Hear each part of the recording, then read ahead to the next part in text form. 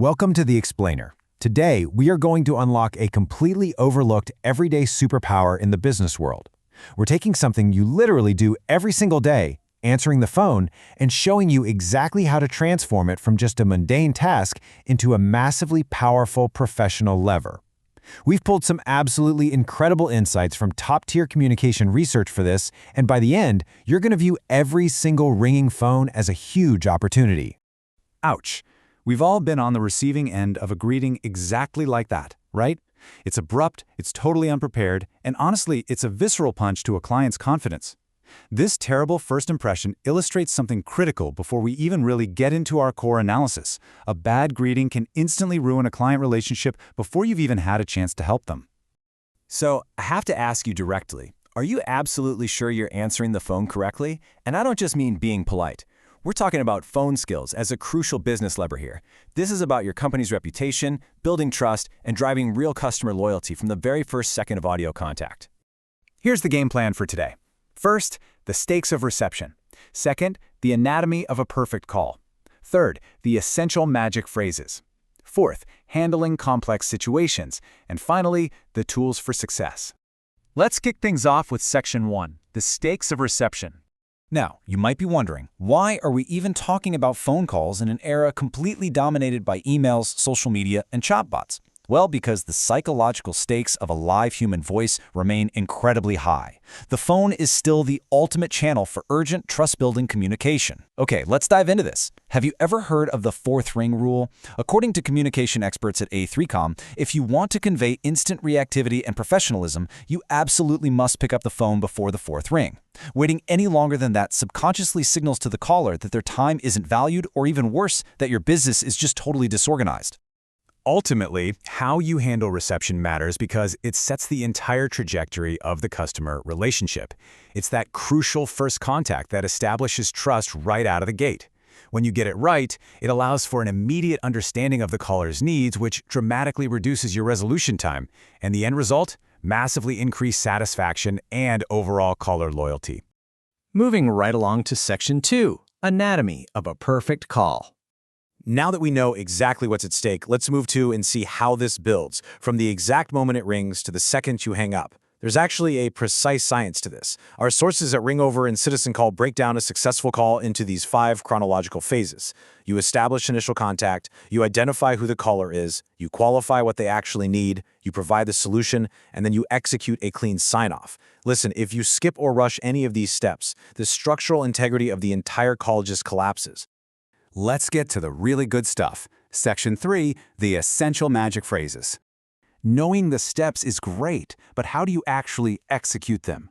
We're going to look at specific linguistic tools, let's call them magic phrases, that act as verbal keys to unlock customer satisfaction at each of those 5 steps. Let's start with the greeting. You should always use the 3-part greeting rule. It includes a buffer word, your company name, and your name. So it sounds kind of like this. Hello, Tech Solutions. This is Sarah from Customer Support. How can I help you today? It's energetic, it gives the caller immediate confirmation they dialed the right number, and it sets a highly professional tone right off the bat. And this brilliantly illustrates our next concept, monogramming. Monogramming simply means using the caller's name to personalize the exchange. Seriously, people absolutely love hearing their own name. By saying something like, "I'd be happy to look into that for you, David," you instantly shift the tone from a cold, transactional interaction to a warm, collaborative relationship. It shows you genuinely intend to help them as an individual. Once you are in the qualification phase, you need to use what's called feedback signals. This basically means actively reformulating the caller's need. By saying, "So, to make sure I have this right, you want your packages delivered on Friday?" You eliminate any chance of a misunderstanding. Plus, it proves to the caller that they're being actively listened to, which is incredibly comforting for them. Now for the tricky part. Section 4, handling complex situations. Of course, not every call is a perfectly straightforward request. Dealing with holds, transferring angry clients, or managing someone who is just entirely off topic is where your skills are truly tested. Now, what's really interesting about this is the stark contrast in how you take ownership. Saying "that's not my department" is an excuse that instantly frustrates clients. I mean, they don't care about your internal company structure. They just want a solution. The right way is to be proactive.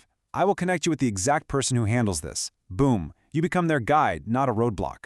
But what about putting people on hold? Callers absolutely hate losing control of their time. Never ever just say, "Hold please," and click away. You must ask for permission first. Spotlight this phrase right here. "May I put you on hold for a moment while I pull up your file?" Simply asking for their consent completely diffuses frustration and maintains a level of respect. Sometimes, though, you get a talker.